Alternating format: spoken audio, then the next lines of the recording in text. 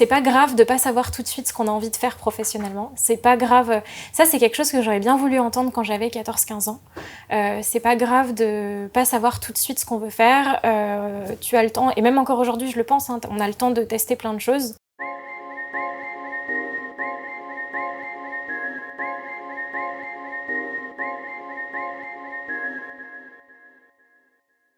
Oriane, quelles sont les 3 valeurs les plus indispensables dans votre vie ? Alors déjà, je dirais la curiosité. La curiosité d'aller vers de nouvelles choses, d'essayer de découvrir de nouvelles choses. C'est assez commun, mais je pense que c'est très important. Curiosité qui va aussi avec une certaine forme de courage, puisque il faut avoir le courage de sortir un petit peu de sa zone de confort.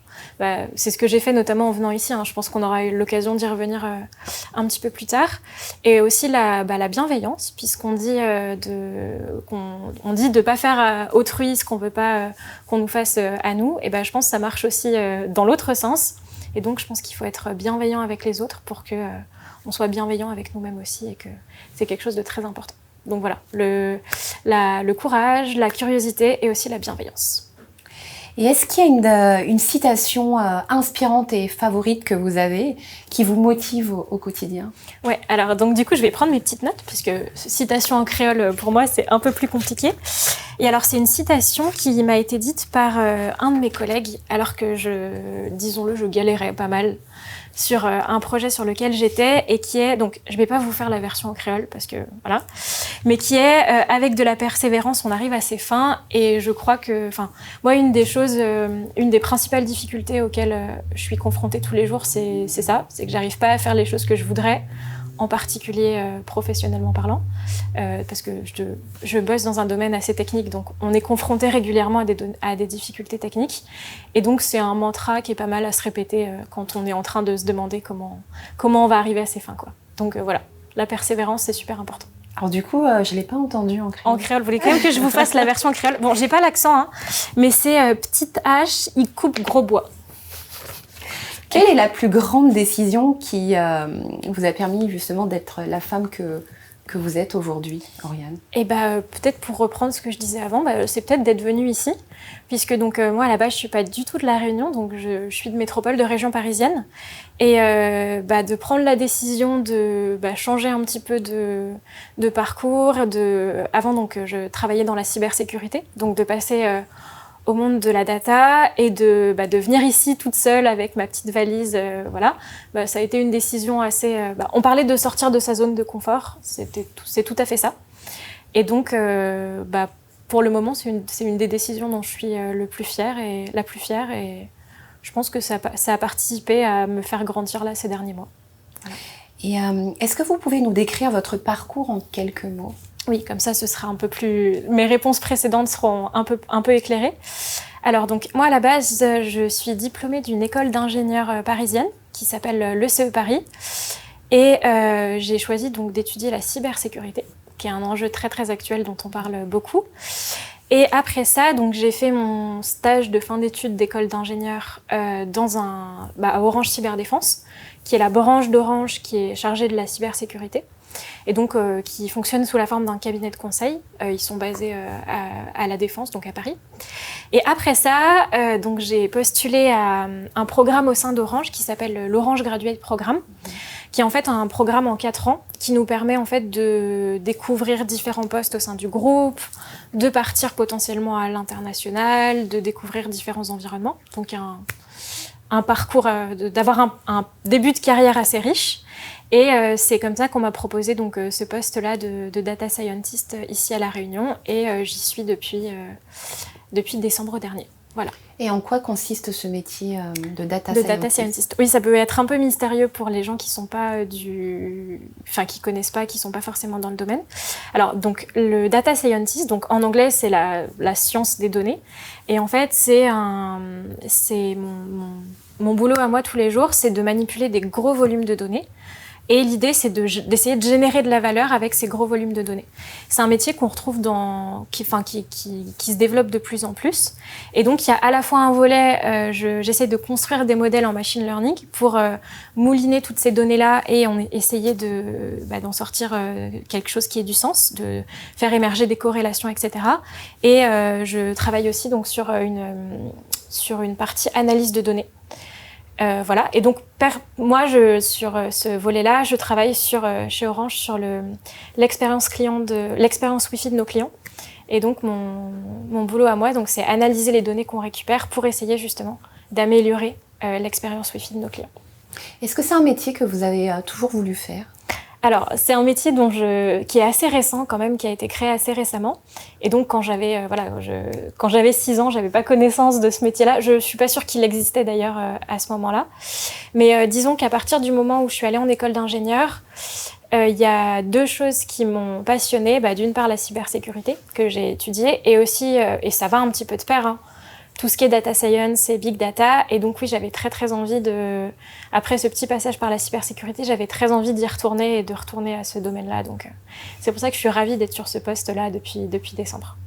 Et quelles sont les qualités indispensables pour vous pour exercer ce métier ? Alors déjà l'organisation, parce que justement l'organisation et la rigueur, parce qu'on est amené à manipuler des volumes de données très importants, à croiser des données, et donc potentiellement si on n'est pas rigoureux dans ce qu'on fait, on va provoquer un incident sur le cluster qui va bloquer tous les autres utilisateurs. Donc beaucoup de rigueur, beaucoup d'organisation aussi, parce que je suis assez autonome sur les projets sur lesquels je suis. Donc voilà, il faut que je structure mon travail pour avancer de manière... parce qu'on se noie vite dans les grands volumes de données en se disant « Oh, je vais regarder un petit peu ci, un petit peu ça ». Donc voilà, vraiment avoir un plan, avancer de manière logique et programmée. Donc rigueur, organisation et puis de la curiosité aussi. Parce que voilà, on fait émerger des corrélations, on essaye de faire émerger de la valeur de ces données. Donc parfois, il faut un petit peu être curieux et se dire tiens, si je regardais ça, c'est pas forcément évident, mais peut-être que ça va donner quelque chose. Donc voilà, avoir vraiment cet esprit curieux en permanence. Et diriez-vous qu'il est difficile d'être une femme dans un univers professionnel plutôt à dominante masculine ? Alors je dirais que j'y suis assez habituée parce que avec tous mes stages, je crois que c'est pire dans la cybersécurité. Il y a vraiment pas beaucoup d'hommes, il y a pas beaucoup de femmes. C'est un environnement très masculin. Donc je dirais que j'y suis habituée à chaque fois que j'ai fait des stages et etc. Chaque fois, je débarquais dans des environnements très masculins. Après, j'ai pas eu de difficultés particulières. Enfin, il m'a toujours été fait un très bon accueil à chaque fois. Je dirais même que parfois, c'est une chance d'être une femme parce que on se souvient plus facilement de vous. Quand vous êtes la seule femme de l'open space ou du plateau, on a tendance à se souvenir un peu plus de votre prénom et de vous dans l'équipe. Après, seul petit bémol, c'est que du coup, étant donné qu'il n'y a pas beaucoup de femmes de base, il n'y a pas beaucoup de femmes au poste à responsabilité dans tout ce qui est l'IT, les nouvelles technologies, tout ça. Et donc parfois c'est un peu compliqué de ne pas avoir de modèle. C'est un peu... quand on s'imagine construire... moi je suis encore au tout début de ma vie professionnelle, quand on s'imagine la suite, etc., on a du mal à se projeter parce qu'il n'y a pas forcément de femmes qui sont passées par là et qui ont construit un parcours. Alors je ne dis pas qu'on ne peut pas se projeter sur des modèles masculins, mais c'est peut-être un petit peu moins évident. Voilà. Après, les choses évoluent et on va vers le mieux, quoi. Et justement, qu'est-ce que vous diriez aux femmes pour les encourager à venir dans ce milieu ? On fait des choses passionnantes, donc venez. Et il ne faut pas avoir peur de se dire que justement, ça va être compliqué dans des environnements très masculins. Globalement, les entreprises cherchent beaucoup à recruter des femmes dans les domaines de la tech et de l'IT. Parce que justement, ils essayent de faire en sorte qu'on ait des environnements un petit peu moins, un peu plus mixtes. Donc il faut pas hésiter, il vous sera fait un très bon accueil. Je pense que même parfois maintenant, par exemple dans la cybersécurité, comme il y a vraiment très peu de femmes, par exemple dans ma classe, en dernière année en école d'ingé, on était 4 filles pour 40 garçons. Et donc, les entreprises, parfois à compétences égales, là en étant donc junior, juste en sortie d'école, on va pouvoir des fois se démarquer un petit peu en étant une femme. Donc voilà, faut pas hésiter, il vous sera fait un très bon accueil. Et justement, comme les entreprises ont du mal à recruter des femmes parce que y a pas beaucoup de femmes ingénieurs diplômés dans ces domaines, on vous accueillera en général à bras ouverts parce qu'ils seront ravis d'avoir une femme dans l'équipe, quoi.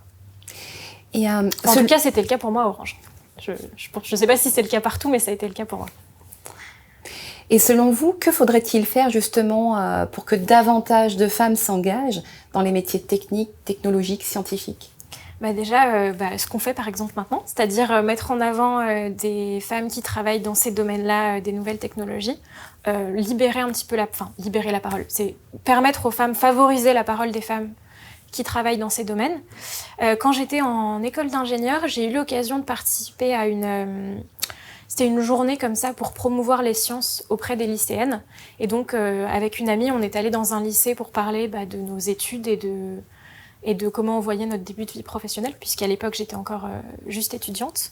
Et je pense que c'est tout à fait ce genre d'initiative-là qu'il faut favoriser. Et ce qu'on fait aujourd'hui là, ça fait aussi partie pour moi de ce qu'il faut favoriser, c'est-à-dire favoriser la parole des femmes qui travaillent dans ce domaine-là.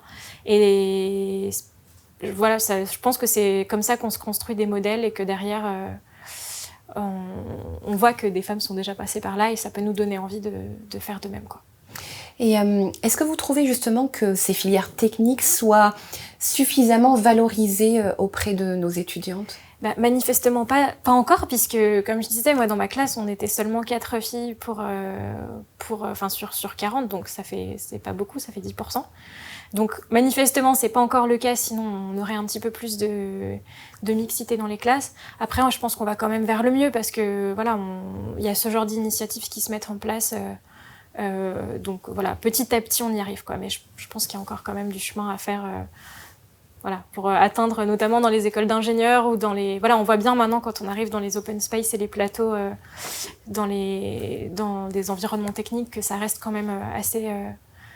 En général, il y a quand même plus d'hommes que de femmes. Enfin, moi, de tout ce que j'ai vu, c'est comme ça. Donc voilà, je pense qu'il y a encore du travail à faire pour favoriser justement les filières scientifiques auprès des lycéennes, des collégiennes et puis des étudiantes. Et Oriane, quels étaient vos rêves d'enfant ? Alors, c'était de faire des sciences. J'ai toujours voulu travailler dans le domaine scientifique. À la base, je voulais devenir médecin. Donc, c'était plus biologique que ce qu'on appelle les sciences dures et l'informatique. Et puis, quand j'étais enfant, je voulais écrire... j'étais une grande lectrice, étant enfant et ado. Et je voulais devenir écrivaine. C'était un petit peu mon rêve à ce moment-là. Bon, c'est pas trop d'actualité pour l'instant, quoique on sait jamais, hein. Mais voilà, ça faisait partie des choses que j'avais très envie de faire quand j'étais enfant et puis après ado. Avez-vous connu des périodes de remise en question, de doute liées à votre métier, à vos compétences, Oriane ? En vrai, très régulièrement, parce que étant junior et étant arrivée récemment sur le poste sur lequel je suis, forcément, je vais échanger avec des gens qui, eux, sont là depuis plusieurs années. Et on peut se sentir un petit peu nul. Quand on arrive en sortie d'école et que on a beau avoir appris des choses et avoir des compétences et des connaissances, ça peut être un petit peu compliqué.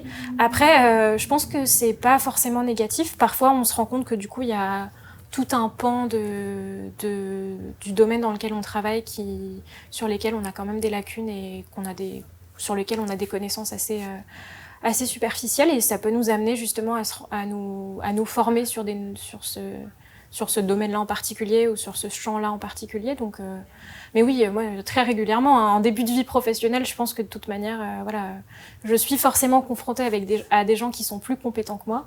Et donc, parfois, oui, on se dit un peu qu'est-ce que je fais là, quoi. Mais d'ailleurs, ce syndrome de l'imposteur, un peu là, je pense que ça touche particulièrement les femmes et que ça touche particulièrement les jeunes. Donc, étant une jeune femme, on cumule un petit peu et il faut lutter un petit peu contre ça et se dire que si on est là où on en est aujourd'hui, c'est aussi que on a un peu mérité sa place.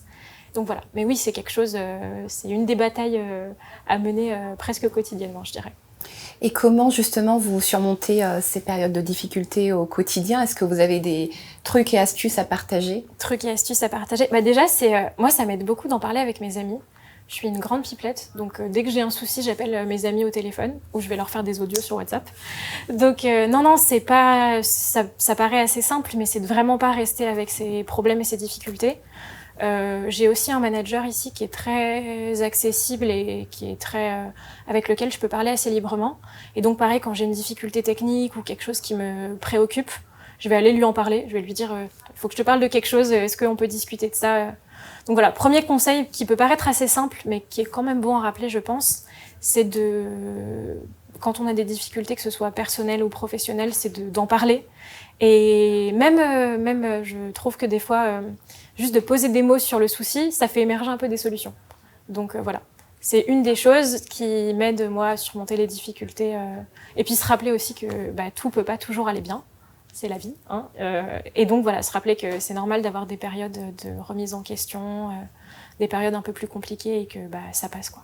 Quelle est votre plus belle leçon de vie? Alors, je ne sais pas si c'est réellement une leçon de vie, mais c'est plutôt une expérience que j'ai trouvée assez sympathique et assez inspirante et qui m'a beaucoup étonnée. En fait, dans le cadre de mon cursus du coup en école d'ingénieur, on avait ce qu'ils appellent un engagement citoyen à faire. Donc en fait, c'est une action citoyenne en association ou quelque chose comme ça. Et donc moi, j'y allais un petit peu à reculons à la base parce que voilà, c'était une contrainte et puis j'avais pas mal de choses à faire. Et avec un ami donc de la même école, on a choisi d'aller en fait animer des ateliers de programmation en Python dans un lycée. Donc auprès d'élèves de seconde qui avaient autour de 15 ans. On n'était pas beaucoup plus vieux qu'eux parce qu'on avait... c'était il y a 2 ans, donc j'avais 22 ans. On n'était pas vraiment... on s'était pas vraiment élève-professeur, quoi. C'était plus... on était presque au même niveau. Et en fait, comme je disais, j'y allais assez à reculons et au final, j'ai adoré l'expérience. On a même prolongé on avait un nombre d'heures à faire, on a même prolongé, on a fait davantage d'heures que ce qu'on devait. Et j'ai adoré enseigner, j'ai adoré pouvoir justement transmettre ça et présenter la puissance des langages de programmation. En l'occurrence, là, c'était le langage Python. Et expliquer justement à quel point ce langage avait été super riche et permettait beaucoup de choses. Et on a eu des élèves aussi qui étaient hyper réactifs et hyper bienveillants envers nous, qui étions quand même... on n'avait pas vraiment l'âme de professeur. Et donc, j'ai vraiment adoré cette expérience. Et d'ailleurs, à l'occasion, c'est quelque chose que j'aimerais bien réitérer. Donc, voilà. Et à La Réunion, est-ce qu'il y a des femmes qui vous inspirent particulièrement? Alors, il y a Julie-Anne Landrieux, qui... alors, c'est compliqué de la résumer en un seul mot parce qu'elle a beaucoup de casquettes. Donc, en fait, je pense qu'on peut dire que c'est une femme entrepreneur, s'il faut la résumer en un seul mot, qui promeut d'ailleurs beaucoup l'entrepreneuriat ici à La Réunion. Alors, à la base, elle est donc... son premier job, c'était d'être ingénieure réseau... l'équivalent de, en fait, au sein de l'opérateur téléphonique à La Réunion, en Australie, qui est l'équivalent d'Orange ici à La Réunion. Je vais y arriver. Et ensuite, donc, elle a fondé d'ailleurs une association pour les parents d'enfants prématurés. Elle fait plein de choses et je trouve que justement c'est ce genre de femme je crois qu'elle a 35 ans et je me dis mais si à 35 ans j'en suis là où elle en est, ce sera vraiment une chance. Et je trouve que ces femmes-là qui ont à la fois la casquette d'entrepreneur, elle a un organisme, en fait, elle a fondé un organisme de formation en anglais ici à La Réunion. Elle dirige une association, elle a plein de casquettes différentes et je trouve que c'est vraiment ce genre de femmes qu'il faut mettre en avant et qui sont... moi, je la trouve hyper inspirante personnellement, donc voilà. Julie-Anne Landrieux. Et petite, qui était votre modèle? Alors, quand j'étais petite, disons plutôt ado, c'était Olympe de Gouges, qui est c'est une des premières féministes... et d'ailleurs, elle a rédigé la Déclaration des droits de la femme et de la citoyenne je crois que c'était 1791, fin 18e, à une époque où les temps n'étaient pas vraiment à l'égalité entre les hommes et les femmes. Et d'ailleurs, elle a eu une fin de vie assez tragique. Elle a été assez persécutée par rapport à ses idées. Et justement, elle a fait preuve tout au long de sa vie d'un courage assez exemplaire. Et je trouvais ça... ado, j'avais lu un livre sur sa vie. Et je l'avais trouvée hyper inspirante, hyper courageuse. Et voilà, c'était vraiment un modèle de femme auquel j'avais envie de ressembler. L'équivalent au XXIe siècle. Et après, un petit peu plus tard, il y a eu Simone Veil, un truc assez classique. Personnalité assez classique. Mais pareil, elle a un parcours qui est hyper inspirant, hyper intéressant. Donc voilà, c'est ce genre de femme, on se dit, bon, on leur arrive pas vraiment à la cheville, quoi. Voilà. Si vous pouviez parler à la petite fille que vous étiez, quel message lui passeriez-vous? De pas avoir peur de... Je crois que moi, le monde professionnel me faisait assez peur. Et le fait aussi on en parlait tout à l'heure, le fait de s'engager dans une voie scientifique, ça allait pas forcément. J'avais très envie de faire ça, mais c'était pas quelque chose qui allait forcément de soi. Donc ce serait de pas avoir peur d'oser, d'avoir le courage d'essayer des choses. Et également après, c'est de se dire, c'est pas grave de pas savoir tout de suite ce qu'on a envie de faire professionnellement. C'est pas grave. Ça, c'est quelque chose que j'aurais bien voulu entendre quand j'avais 14-15 ans. C'est pas grave de pas savoir tout de suite ce qu'on veut faire. Tu as le temps, et même encore aujourd'hui, je le pense, hein, on a le temps de tester plein de choses. Et il faut pas. Moi, j'avais l'impression qu'il fallait absolument que je trouve. C'est un peu comme ça qu'on nous le vend quand on est au lycée, qu'il fallait que je trouve tout de suite le métier qui allait me plaire toute ma vie et qui allait être un métier passion tout de suite. Et en fait, je pense que c'est pas le cas. Je pense aussi qu'on peut tester plein de choses et se tromper, essayer d'autres choses. Et ça, c'est un message que j'aurais bien voulu entendre quand j'étais, disons, fin du collège, début du lycée, et qu'on me demandait un peu de. C'est l'âge auquel on nous demande de commencer à réfléchir à ce qu'on veut faire plus tard. Donc voilà. Et si vous pouviez résumer en seulement 3 mots votre parcours, quel serait-il et pourquoi ? Je pense que c'est la curiosité. Justement, le fait que je sois venue ici, que...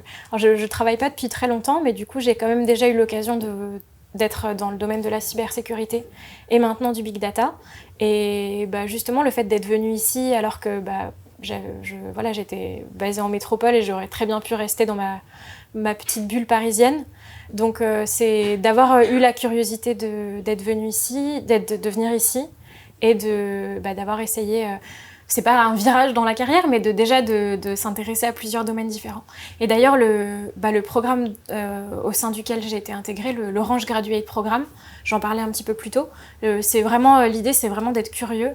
Et justement, je suis sur ce poste jusqu'en décembre prochain. Je sais pas trop où je serai après. Et j'aimerais bien aller découvrir quelque chose que je connais pas du tout pour poursuivre justement pour garder l'esprit curieux et l'esprit ouvert. Oriane, que vous inspire cette citation de Gandhi ? Hommes et femmes, chacun est complémentaire de l'autre. Alors, je pense que c'est une citation dans le contexte dans lequel Gandhi a dit cela. Donc, d'ailleurs, il a dit pas mal de choses par rapport justement pour encourager l'égalité entre les hommes et les femmes. Dans un pays, l'Inde, où les femmes souffraient et souffrent encore beaucoup aujourd'hui, hein, on est quand même très très loin de l'égalité. Partout, mais dans ce pays en particulier. Et je pense vraiment que c'est... et je pense aussi que c'était très courageux de porter ce message-là, alors que clairement, dans ce pays, les femmes sont vraiment considérées comme la propriété de leur père ou de leur mari.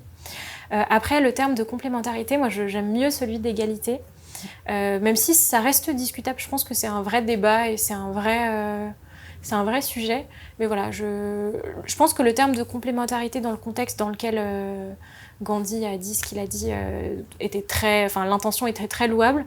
Après, personnellement, je préfère le terme d'égalité que de complémentarité, mais je pense qu'on est un mix des deux en fait. Hein. Et c'est un vrai débat qu'on peut avoir sur cette question. Et quelle est votre propre définition de la femme ambitieuse ? Alors, vaste question.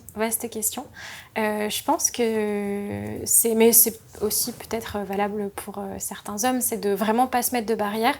Je pense qu'il y a quand même une spécificité par rapport à ça, c'est que je pense que les femmes ont tendance à se mettre un peu plus de barrières que les hommes dans leur vie professionnelle. On parlait du syndrome de l'imposteur tout à l'heure. J'ai vraiment l'impression que ça touche beaucoup plus les femmes et en particulier les jeunes femmes. Donc voilà, avoir de l'ambition, c'est justement essayer de combattre ce syndrome de l'imposteur et ne pas se mettre de barrières et se dire...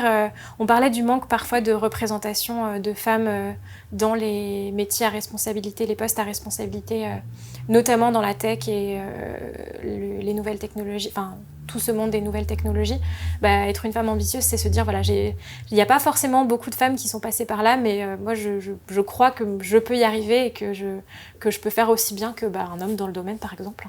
Donc voilà, pas avoir peur de s'engager, quoi.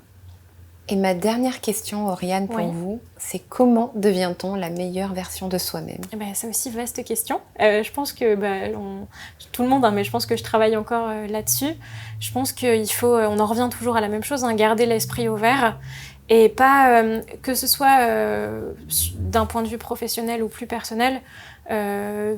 Moi, je trouve que il faut toujours lire, écouter des podcasts, regarder des documentaires, apprendre des nouvelles choses, et que c'est justement en ayant en se cultivant et en étant confronté à des opinions qui ne sont pas forcément les nôtres, qu'on devient une meilleure version de soi-même, qu'on progresse. Et de toute manière, c'est un chemin à mener, c'est à mener tout au long de notre vie. Et, voilà. Et aussi, je pense que c'est ne pas se satisfaire systématiquement de là où on est, se dire qu'on peut toujours faire mieux et se dire que voilà, on peut toujours apprendre davantage de choses. Voilà, il y a des gens qui parfois se complaisent un peu dans ce qui se comprend aussi. Hein. Certes, je pense qu'il y a certains moments de notre vie où c'est plus... Bon, j'y suis pas encore confrontée parce qu'en étant assez jeune, c'est pas encore le cas, mais voilà, c'est essayer de continuellement apprendre et que ce soit d'un point de vue professionnel ou personnel, essayer de se dire qu'on peut toujours progresser. Voilà, je pense que c'est une bonne conclusion en tout cas à tout ça. Oriane, merci beaucoup pour ce temps d'échange. Merci d'avoir répondu à mes questions. Et merci à vous. Et puis on parlait tout à l'heure de favoriser la parole des femmes. Et je pense qu'on est tout à fait dans ce credo-là. Merci.